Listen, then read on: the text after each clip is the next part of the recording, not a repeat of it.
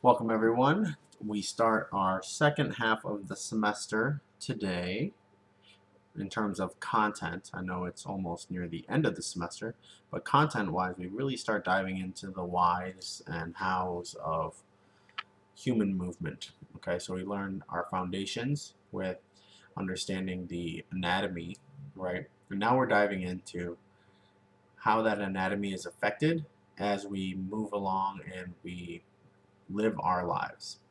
So to do that, we have to really understand the physics, okay? How do we calculate motion? How do we calculate forces? How do we put numbers on all these things that are actually happening? So, without further ado, here we go. So here is the objectives for today. You can go ahead and read through those.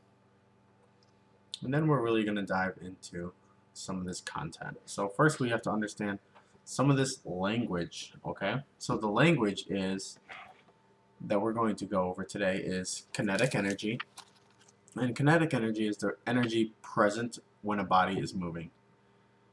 So how you calculate kinetic energy is kinetic energy equals 1/2 the mass times the volume squared. Okay? Then we have gravitational potential energy, and that is the energy present in a body created by its height, gravity, and mass. Okay, so you gotta think of something that's having an effect caused by gravity. Okay, so gravity potential energy equals mass times gravity times height. Okay, then we have strain energy, and this is energy created when the body is deformed. So think of bending a popsicle stick. And then when you release it, how it springs back. I have this little straw here that I can use. So it's something like this, right? Let me try and get a good thing. So I bend it, and then as I let go, that right there, this is the strain energy here. Right there, and as I release, that's the strain energy being released. These forces can perform work when either kinetic energy contacts another object, and that's how kinetic energy is transferred through contact, or transitioning the force. Gravitational potential energy is released when potential energy contacts the ground or the object. So once again, on contact. And then strain energy is when the body returns to its original shape. So when I release that straw and it bounced back to its normal position, that is what strain energy is.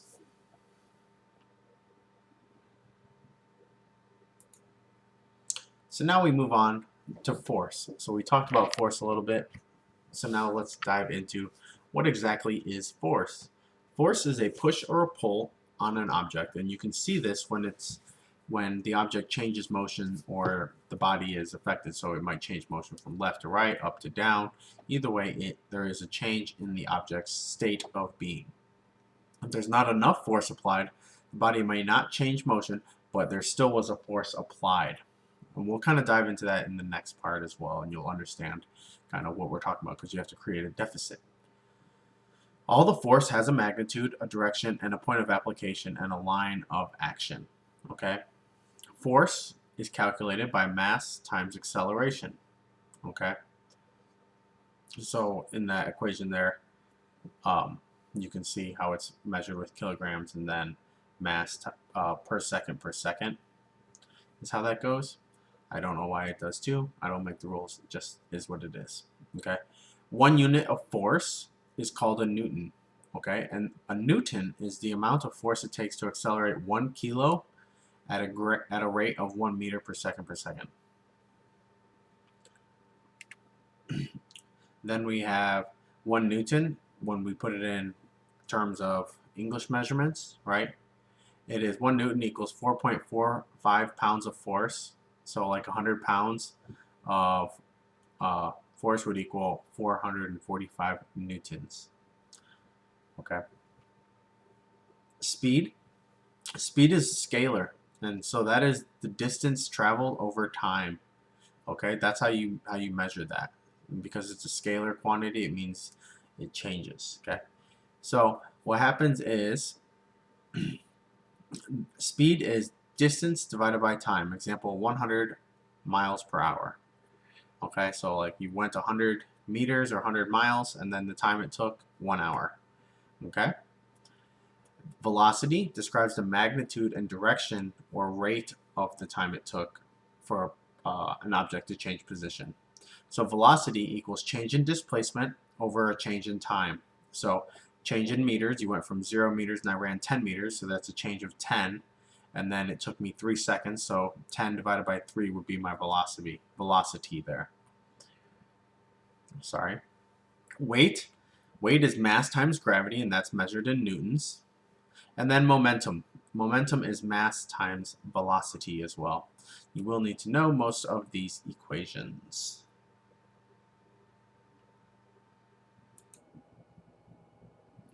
So now what we'll do is we'll actually look at force. And a force is a push or pull that acts on a body, and it's measured by really, or how we determine it is what we call a net force. And that is the sum of forces, and that's dictated by the direction. Only the force in the same axis can be added together. So if we look at our picture over here, we have our x-axis and our y-axis, okay? So we can only add y plus y and x, okay? So if we look horizontally over at this picture here, right, what we're going to do is the forces with two axes is calculated as a resultant force using the Pythagorean theorem, okay? We'll do that a little bit later, but right now let's just look at it this way. So if I want to look at this box, then I'm going to push this box, okay? I have to figure out how many or what forces I'm working with, right? Before we start though, notice these little lines here. So anything this way on the y-axis is a positive force in the y direction. Anything to the right is a positive force on the x-axis, okay? And then, on the contrary, anything down here is a negative y force, and anything to the left is a negative x force. Okay, so that's kind of why these little lines are here, so you can just kind of remember which way we're going.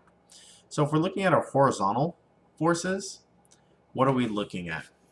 We are looking at a force, or a person, or something is pushing the box from the right to the left 200 newtons with a force of positive 200 newtons, because you see I'm pushing to the right. So if I'm pushing to the right, that's positive force over here, you know, on the x-axis.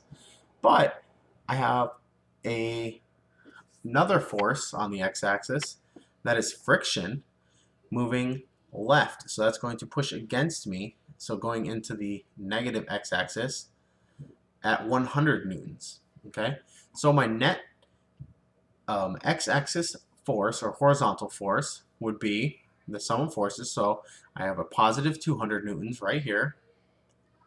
I have a negative 100 newtons right here.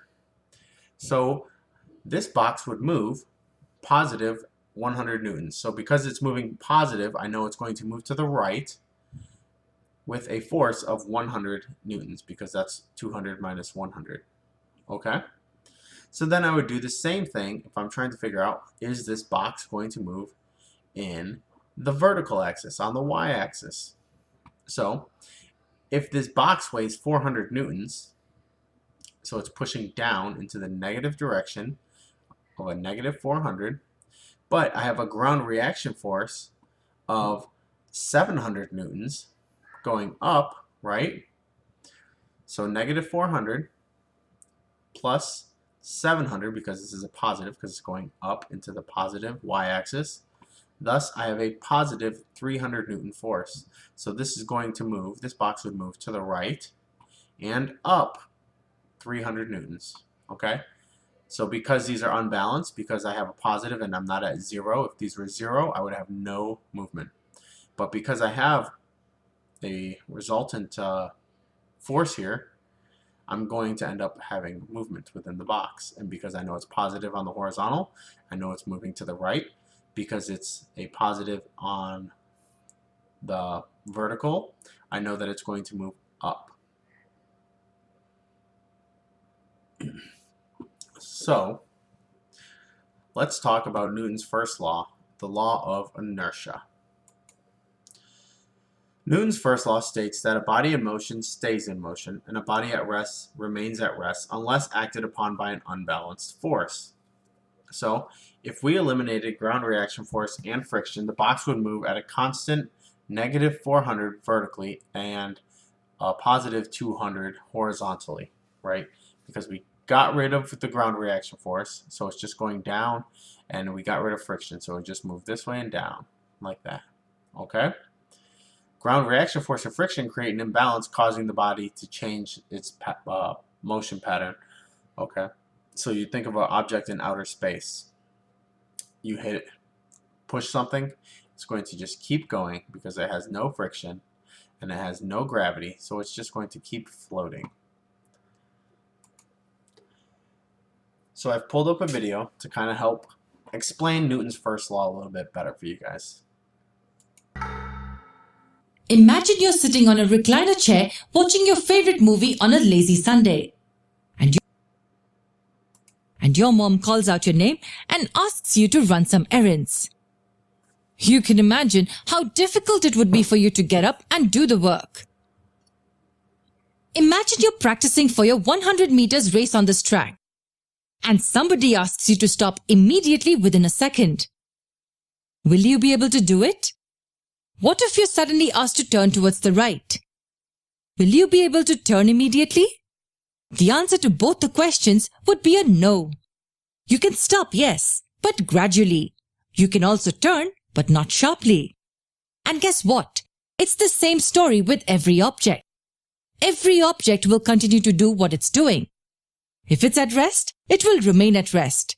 And if it's in motion, it will stay in motion. But what can change this? Yes, only an unbalanced force can change this. If it's at rest and an unbalanced force acts on it, it will move. If it's in constant motion and an unbalanced force acts on it, it may accelerate or change direction. And this is nothing but the Newton's first law of motion. Here's the correct definition. An object at rest stays at rest, and an object in motion stays in motion with the same speed and the same direction, unless acted upon by an unbalanced force.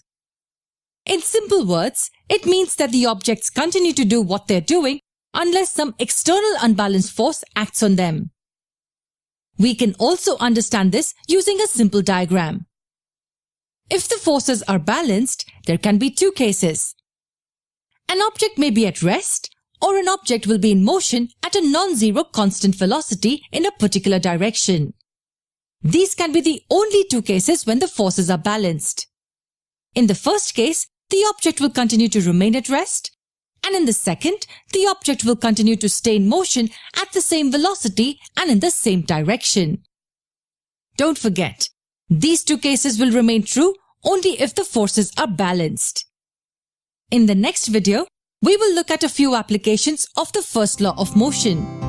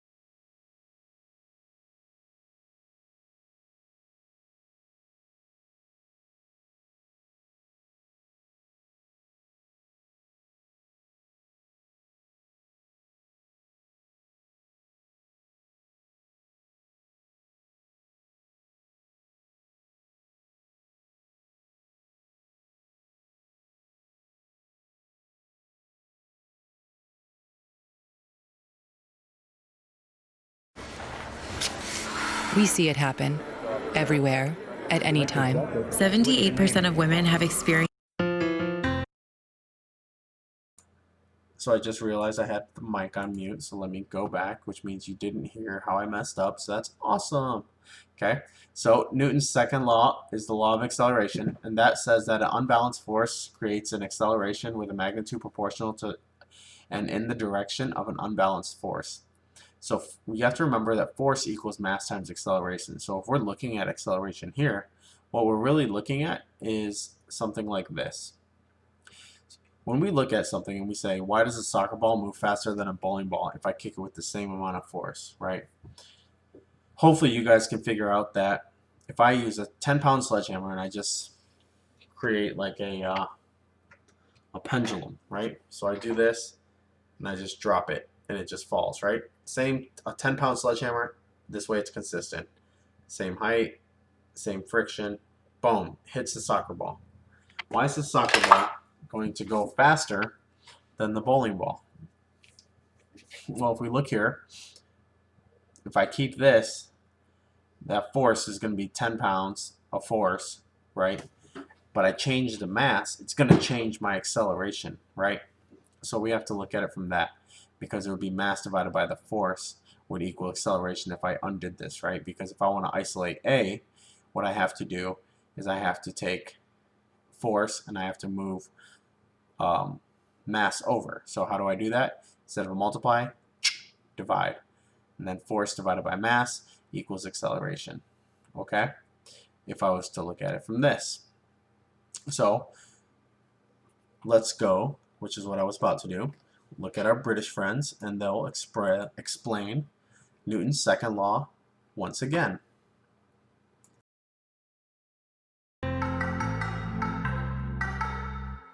Do you remember the Newton's first law of motion? It says that an object will continue to do what it's doing unless acted upon by an unbalanced force or some net force.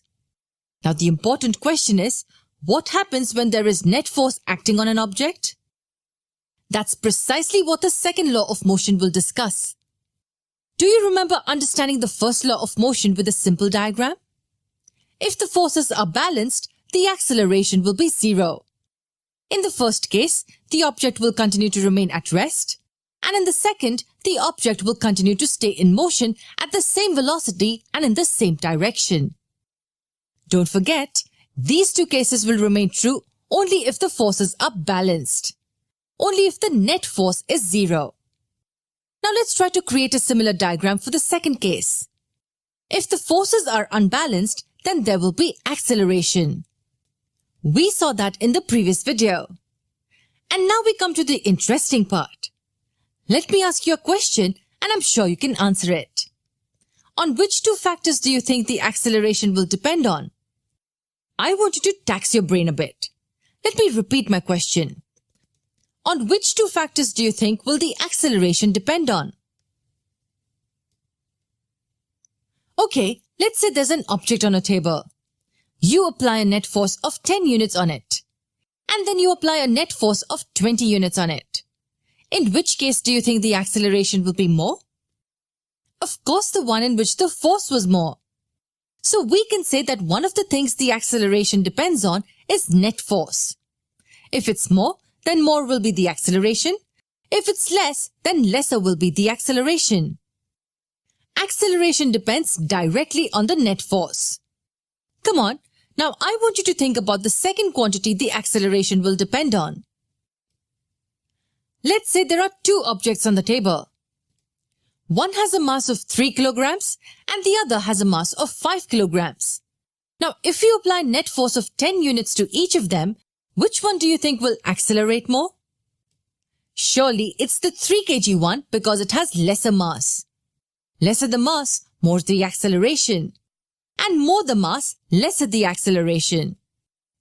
Hence, we can say that acceleration depends inversely on the object's mass. If you understand this concept well, then understanding the second law of motion will be very easy. Mathematically, it can be written like this. In simple terms, the acceleration is directly proportional to the net force applied and inversely proportional to the mass of the object. That's the second law. Or as more people understand it, like this. The net force is the product of mass and acceleration. With this, can you tell me the units of force? That should be easy. The standard unit of mass is kilograms, and that of acceleration is meters per second squared. So the unit of force is kilograms times meters per second squared. And this is what we call as Newton. 1 Newton is 1 kilogram times meters per second squared. So if the mass of the object is 10 kilograms and the acceleration is 10 meters per second squared, then the force will equal 100 newtons.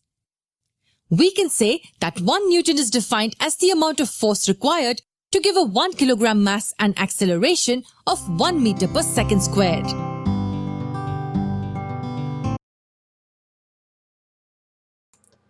So hopefully that helps clear it up a little bit more. And if you haven't guessed by now, what we're going to lastly talk about during this linear kinetic little piece here is Newton's, you guessed it, third law. This is the most common understood one. And this is the law of equal and opposite reaction. So when this happens, there's always two different bodies involved.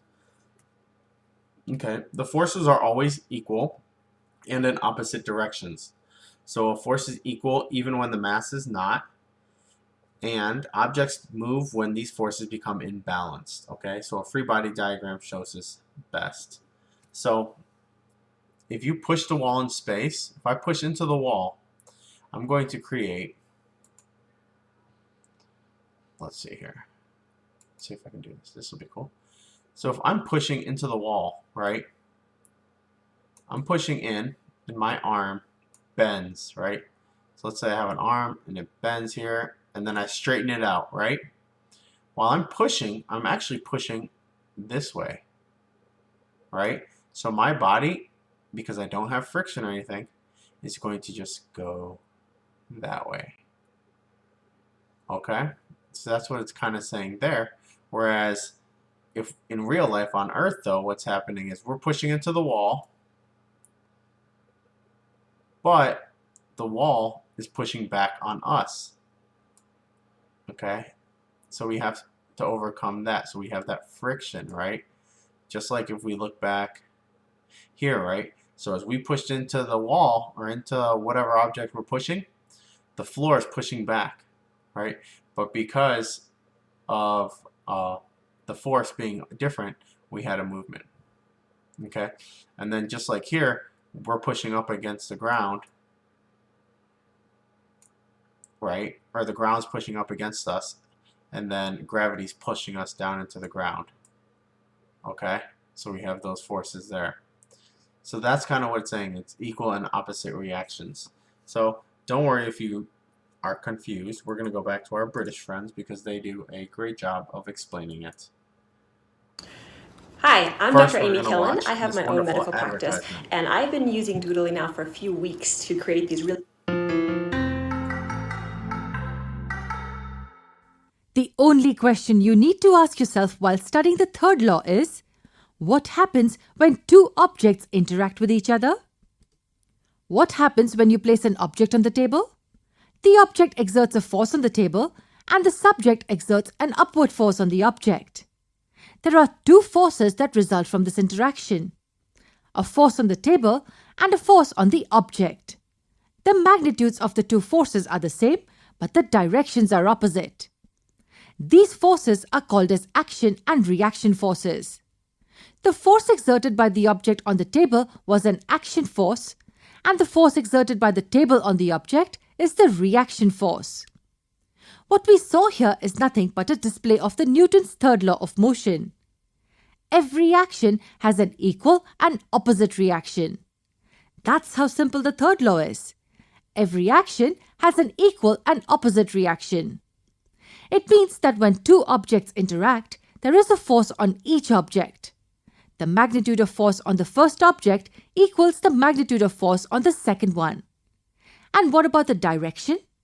the direction of force on the first object is opposite to the direction of force on the second one. Let's talk about more examples. While a frog is swimming, it pushes the water back and the water pushes its body forward. Now let me ask you a question. Say a bird is flying upwards. Will the Newton's third law apply here? Sometimes the third law is not so obvious. You'd probably say that the bird is the only object here and there's no second object. But that's not correct. The wings of the bird push the air downwards and the air pushes the bird upwards. Action and reaction forces make it possible for birds to fly. We take one last example to understand something very interesting about the third law. What happens when a gun is fired? You're right, it exerts a forward force on the bullet. And the bullet exerts an equal and opposite reaction force on the gun. And this exists in recoil of the gun. A perfect example of Newton's third law. But hold on.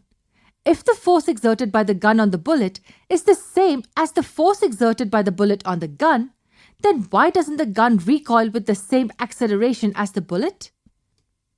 The gun recoils, yes, but it doesn't recoil at the same acceleration as the bullet, right? Same magnitude of forces, but different accelerations. Why do you think this happens? Okay, so if your concept of the second law of motion was clear, you wouldn't really be surprised with this. The second law of motion says that the force is the product of the object's mass and acceleration. Or the acceleration of the object is equal to the force over its mass. What does this tell us? Yes, if the mass is more, then the acceleration will be less. In this example, the mass of the gun is much more than that of the bullet. Hence, the acceleration of the rifle is lesser than that of the bullet. If you're in a boat and step out of it onto the land, there are two forces involved. You pushing the boat behind and the boat pushing you forward. And that's why you see the boat go behind when you go forward. Now let's say a sailor jumps off a huge ship. The sailor does apply a force on the ship and the ship also applies a force on the sailor. But do you think the ship will accelerate as much as the sailor? Not really. And I think you know why.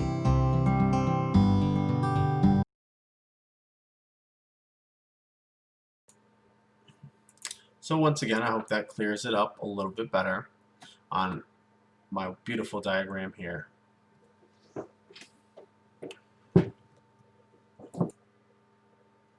So now as we look, let's really start diving into actual motion.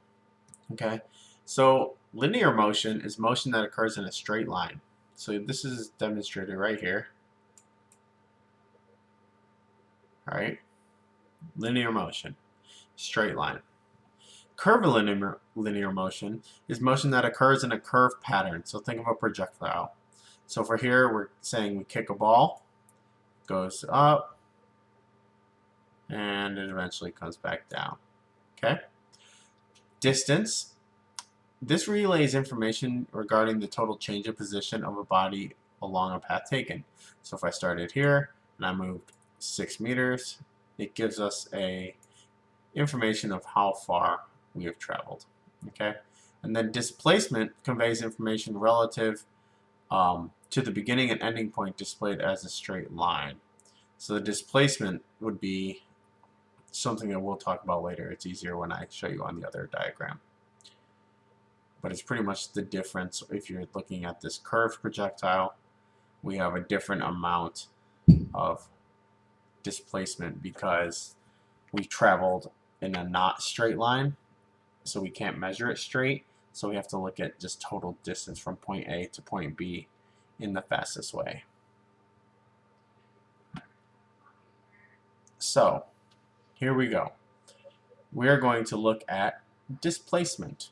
Okay, so if we look over here, we're looking at player 1. Player 1 is 30 meters from the back line and 15 meters from the sideline. Okay, so this is player 1 right here. Okay, And then player 2 is 75 meters from the same backline and 65 meters from the sideline. So now we're looking down here. Okay. The squiggle line is the total distance traveled. Okay. So when we looked at the difference, right, we're looking at distance, which relays information regarding the total change in position. This distance of this player, I guess not, sorry, I said that wrong. It's not player 1, it's position 1 and position 2. Okay, so position 1 is where I started. Then I took this traveling line and I juked out a defender here, came out here, juked this person out, came down, lost control of the ball, so I cut back, regained control, cut in, got stopped, and then I moved over to this position because that's where the least resistance was on the field as I was trying to run around. Okay, so that's my total distance, and that was a total distance of 90 meters that I traveled all the way around with all my zigs and my zags, right? But this diagonal line is really, that's my displacement, and that's what we're looking at, because I only went from A to B, and that's a nice straight line, and that was only 67.27 meters. Okay, so how do I find that? Sorry, it's not, I messed that up. I'm sorry, guys. All right, so I'm looking at my total displacement. It's 65 minus 15 meters, and that equals 50 meters, right? So here and here, right? Because I'm looking at total, this 15 meters from the sideline and 65 meters from the sideline. So 15 and 65, right? So there's that. That's my x displacement. And then my y displacement, right here, is 75 meters here minus 30 meters right here. And that equals 45 meters. So that leaves my x displacement of 50 meters, my y displacement of 45 meters right here. So to find the resultant displacement, because the resultant displacement is the actual line that I actually care about, because that's my total displacement from A to B.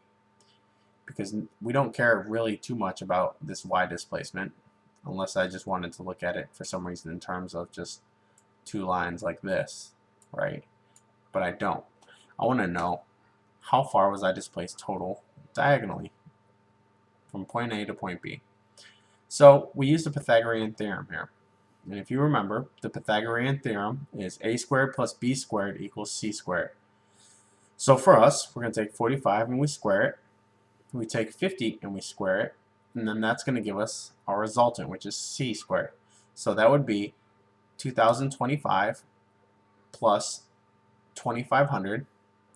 And then I take the square root of that because that gives me c squared, right? So I take the square root of 4,525, and then I take the square root of c so I can get rid of that square because I just want to know what c is. And now I get 67.27. So my total displacement was 67.27 meters. However, the total distance that I traveled was 90 meters because when I'm looking at distance, it takes into effect all the little squiggles and the jukes and turns that I take. But my displacement is a straight line. It's the most effective way to measure that. Okay?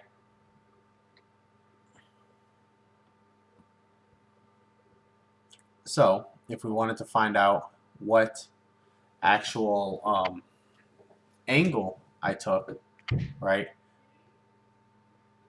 Sorry, I heard my son thud a second ago. We'll take the arctangent to find the theta, which is this here. So that we're like, all right, how much of an angle did I actually take, right? So we know we have a right angle here, so this is why we do our x and y displacements. Our y displacement here, and then our x displacement here. We know that's a 90-degree angle. So we're using a lot of trigonometry here. So the theta equals y over the x, and then we hit arctan. It's on the calculator, and it looks like tangent -1 or atan. You don't have to know how to do it by hand because we do have calculators. Okay? So we do arctan of 45 over 50, and that equals 0.9. Or you hit your 45 divided by 50 equals 0.9, and then we hit arctan on that, and that gives us 41.99, and that's how we actually decide and figure out, okay, my total displacement was 67.27 meters at an angle of 41.99 degrees. Okay, so now I want you to practice. Okay, so here's our two positions here, and we're moving from here, position 1, to position 2 here. Okay, here's our coordinates, x, y, and x and y here. Okay, so I want you to go ahead and figure out the x displacement, the y displacement, and then the resultant displacement, and what is the theta or the resultant force. Okay, go ahead and figure that out. I'll give you a minute and you can figure that out.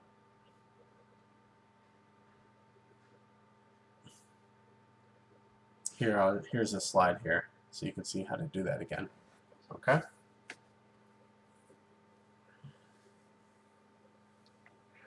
at this point you can pause the video, and when you unpause the video you will have your numbers. So once again, before I repause it so I can show you, here's our new numbers, okay, on our field, because this is more of a practical use of what we'll actually use this for in our field, right? Trying to figure these out. So here's our coordinates, and then here's how you do it again. So I want you to find the x displacement, the y displacement, the resultant displacement, and then our theta. Okay, go ahead, go. So let's see what y'all got. So if we're looking here, our x displacement, right, we have 35 here. We're going to subtract that, or subtract 10 from that. That's going to give us our x displacement of 25 feet. So we can see that dotted line here, x displacement of 25 feet. Our y displacement, so we have 75, and we minus 39, and that gives us our y displacement of 36 feet. So what is our resultant displacement right here?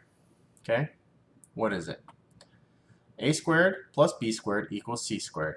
So 25 squared plus 36 squared equals c squared, so which equals 625 plus 1296 equals c squared. Now to get rid of the squared sign, we got to take the square root of both sides, and that equals the square root of 1921, and that equals 43.83 feet equals c. Okay, so this is 43.83.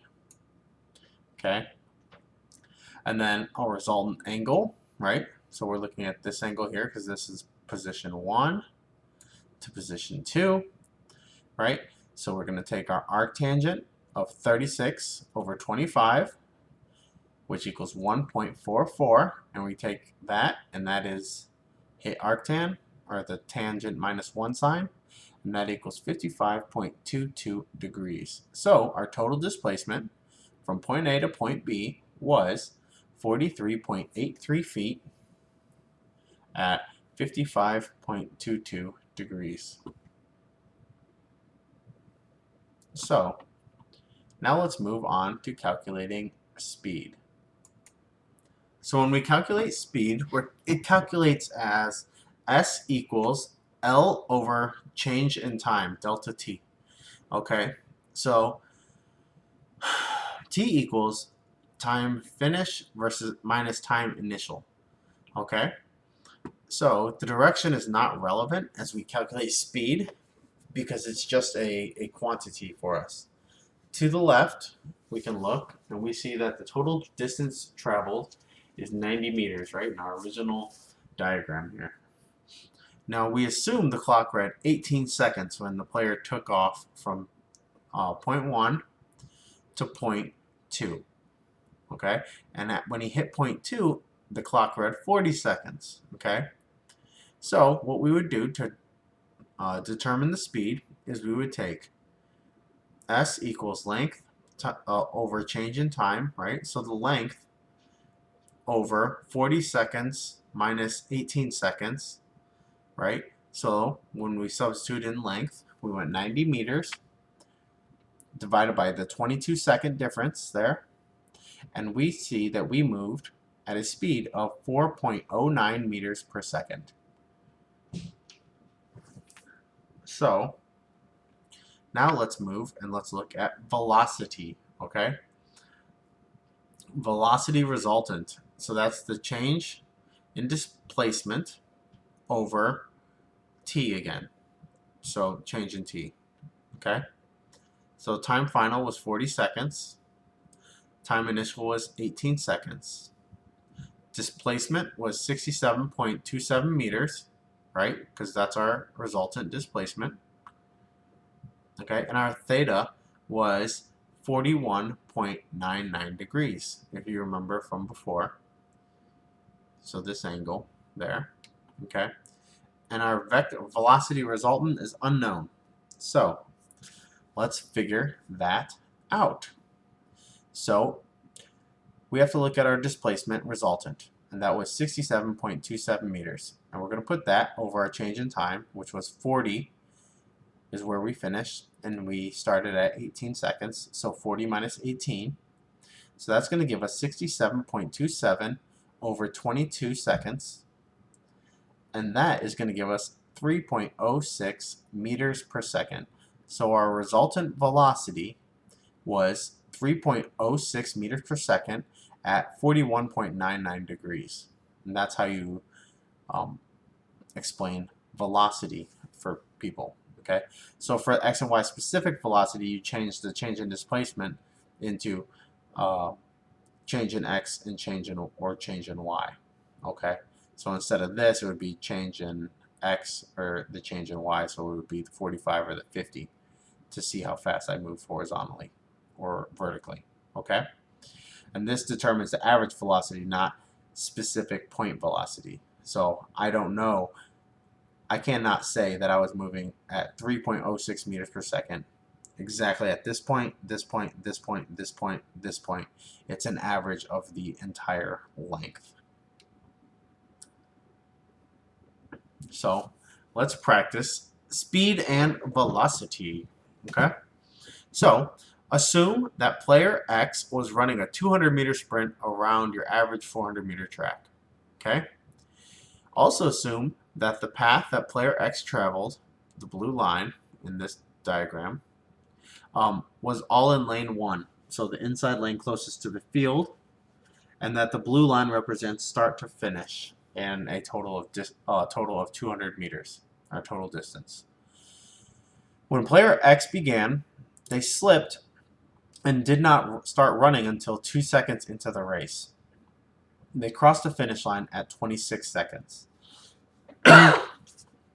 So, I want you to figure out what was the total distance traveled, what was the total distance displaced, what was the average speed, and what was your average velocity. Okay? So this is our y here, and our x here. Okay? Boom, boom, just for you guys there. Okay? So write all these down. What was our total distance traveled? What was our total displacement? Our average speed? And our average velocity. And that's what we're trying to look at. You're going to need this here. Didn't start running until 2 seconds into the race, and he finished at 26 seconds. Okay? Should have all that written down. If not, pause it. And what we'll do here is I'll go back up, and we want to know our speed, right? So speed is the distance divided by the change in time. Okay?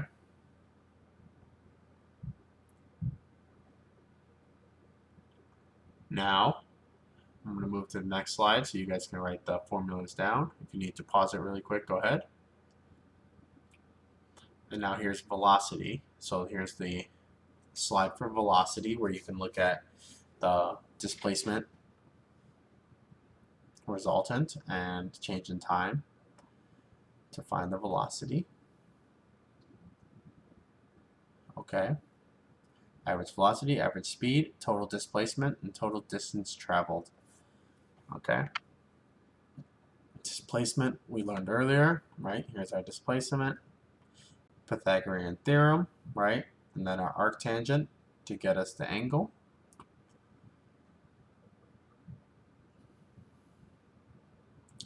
And if you need to pause it now, go ahead while you do that math, because you will have to do stuff like this for your quiz. So make sure you get it down.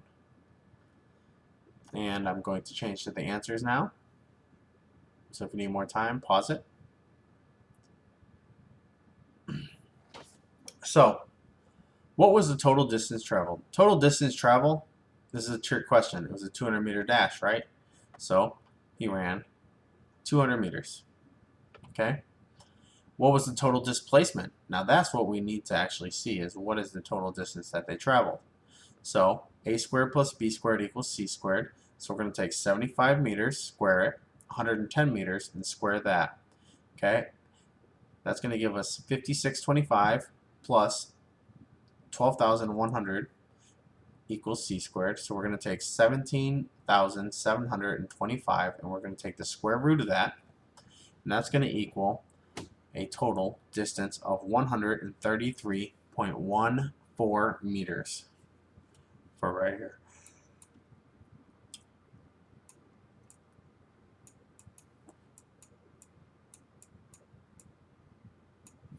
Okay, sorry that looks terrible, but it is what it is. Okay, so what was the average speed? Okay, so we're going to take length and we're going to do change in time. So what was our total length? We did 200 meters, right? We traveled. And then the clock read 2 seconds when I actually started running. And then we finished at 26 seconds. So it was a 24-second actual total elapsed time divided by our and we have 200 meters, so we divide the 200 meters by 24 seconds, and our average speed was 8.3 meters per second. Now, what was our average velocity though, or the speed of our resultant, right? That would be the change in displacement over the change in time. So we have 133.14 meters divided by the 24 seconds it took us, and our velocity was only 5.5 meters per second. So what angle is our velocity, right? So we take the arctangent of 110 meters over 75 meters, which equals 1.47. Arctan of 1.47 equals 55.77. So the total answer for us would be player X traveled 200 meters at an actual displacement of 133.14 meters.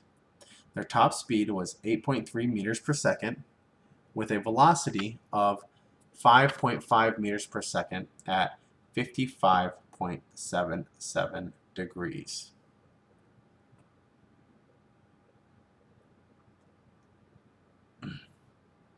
So let's look at momentum. When we look at momentum, momentum is mass times velocity, or P is the symbol for that, equals m times v. This refers to body's resistance to change in direction. As velocity increases, momentum increases. As mass increases, velocity remains the same, but momentum will increase. So, as this applies to sports and movement, if we take our soccer player who we determined was moving at a velocity of 3.06 meters per second, moving a mass 100 kilograms, what would his velocity be, right? Mass times velocity. So actually, this is wrong.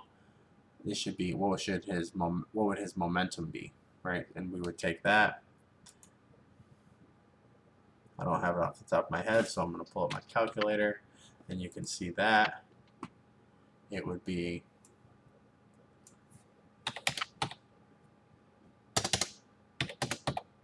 times 100 equals 306 would be the momentum, and that would be kilograms meters per second.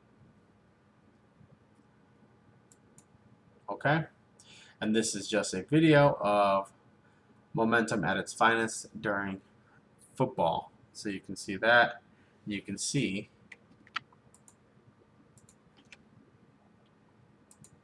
uh-oh, I broke it.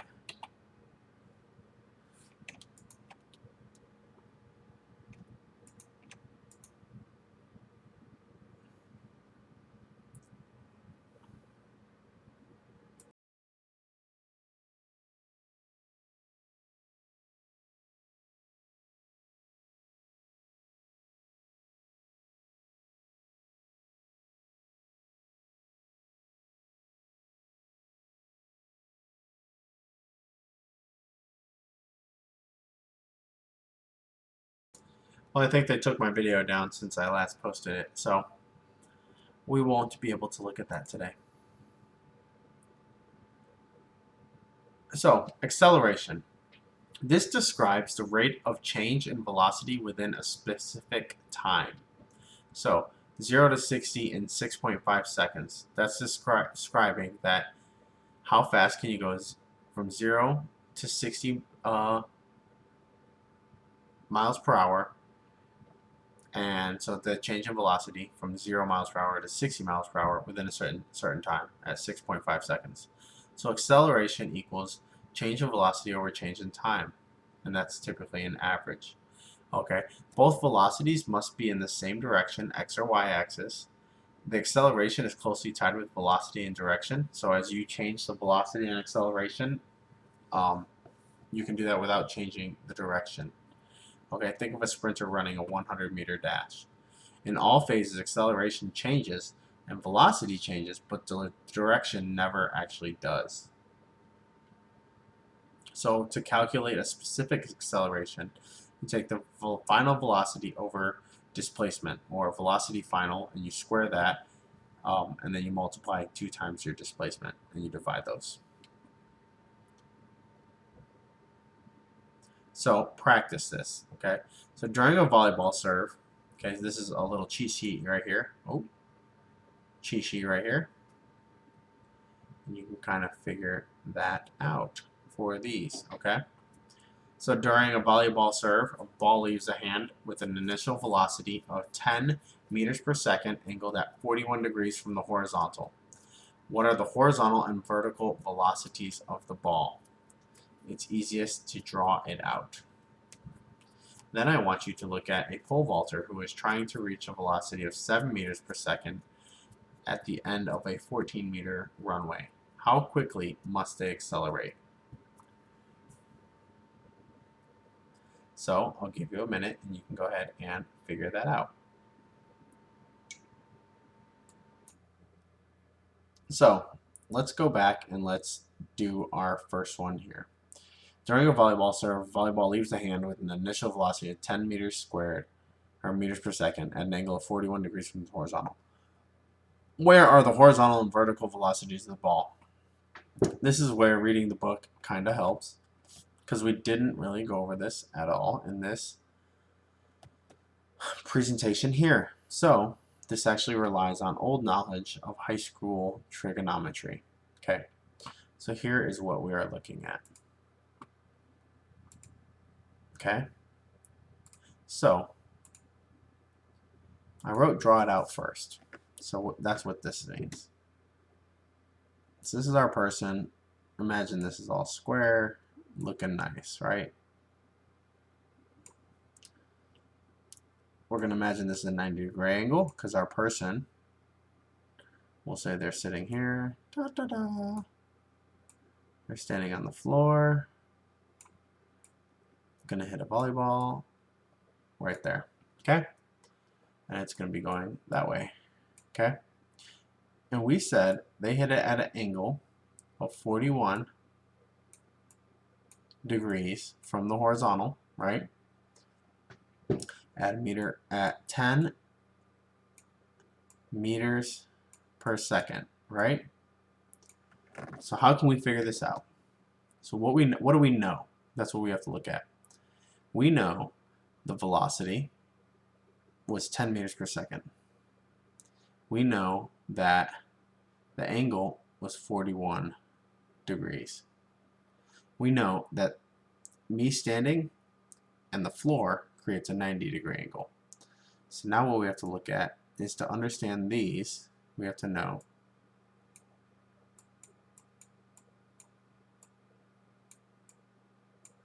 our basic trig functions here.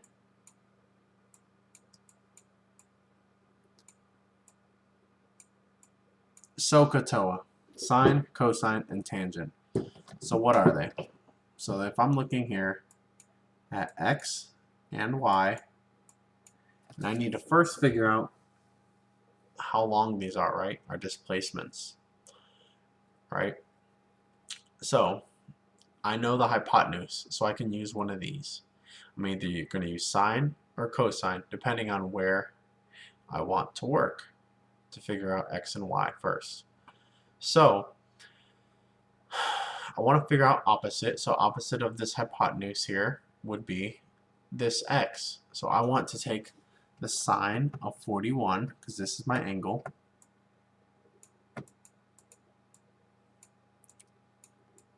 of 41 equals opposite, which we don't know, so that's x over 10, right? So that's going to equal a sine, let me get the right number here for you.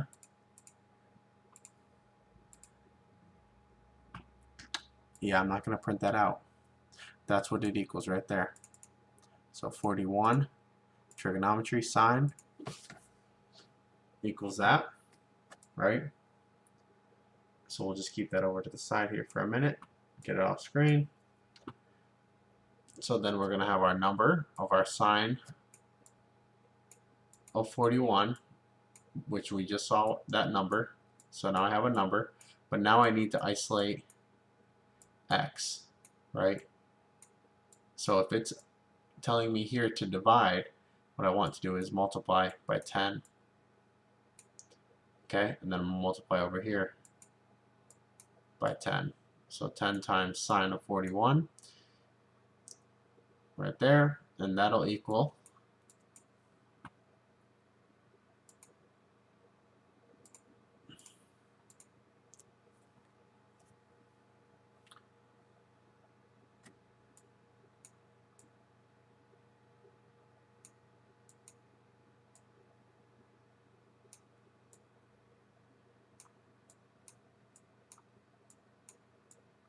6.56 equals x. Okay? There are a lot of numbers after that, but I just rounded because that works. Okay? So now I know x. So now I have this line and this one, so I have the opposite. I don't have the adjacent, right? So technically I could use the tangent to figure it out if I wanted to, but I want to make sure that I got the right number, right? So I'm not going to use this x that I just figured out.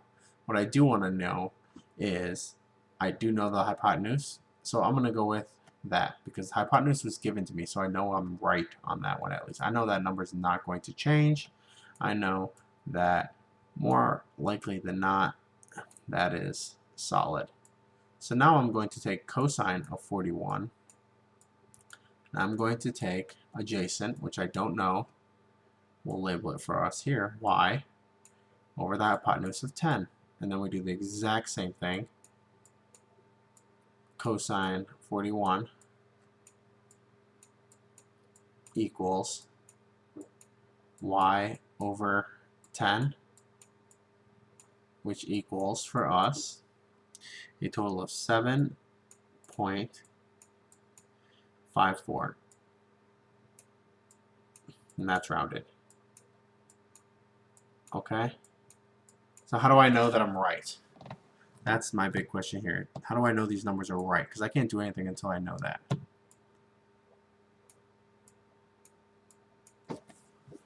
Okay? What do we do? What do we know that helps us know this?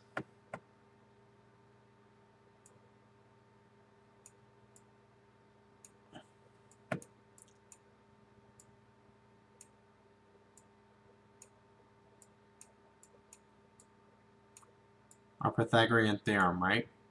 So we can take 7.54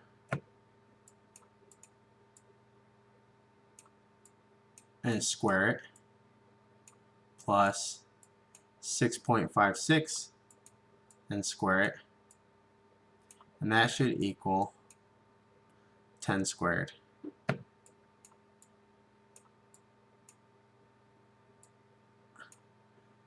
Okay, so when we do that, what we get, because we rounded here, you get a number like 9.9 something, right? I'll show you here. 7.54 squared plus 6.56 squared equals that right there, 99.8852, and then we would take the square root of that, equals 9.99, which we rounded up to 10. So if we took all those decimals and actually used them, we would have our 10, but we just kind of rounded here. So we know our math's pretty good. Okay? So that would be right there. Okay? And I do apologize, that question was written wrong. So it's not the horizontal and vertical velocities, it's just more their displacement, their distance for x and y. That's what I want you to know. Okay? And then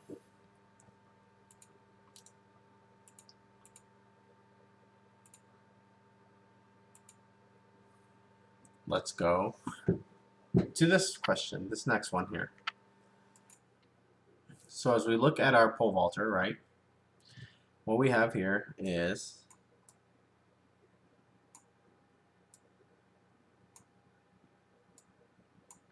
a runway of 14 meters, and we know that we want to hit a velocity of 7 meters per second at the end of this, right? So we want to hit from A to B 7 meters per second.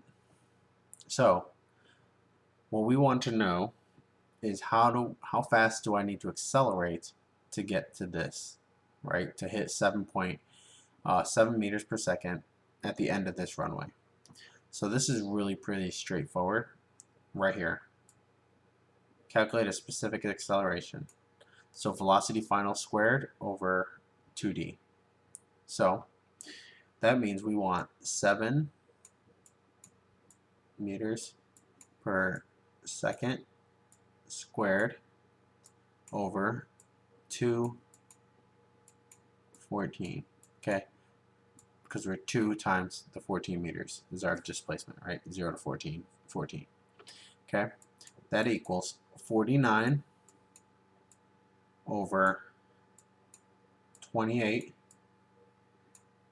which equals our final velocity of 1.75 meters per second.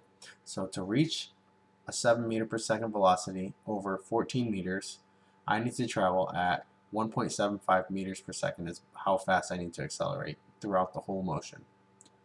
Okay? So, very dense, long 1 hour session here, but that is linear kinetics in a nutshell for you guys in terms of what we will need to know. And then our lab will be included on this. It'll not included on this, but it's going to work off of this. All right? And take care. Bye-bye.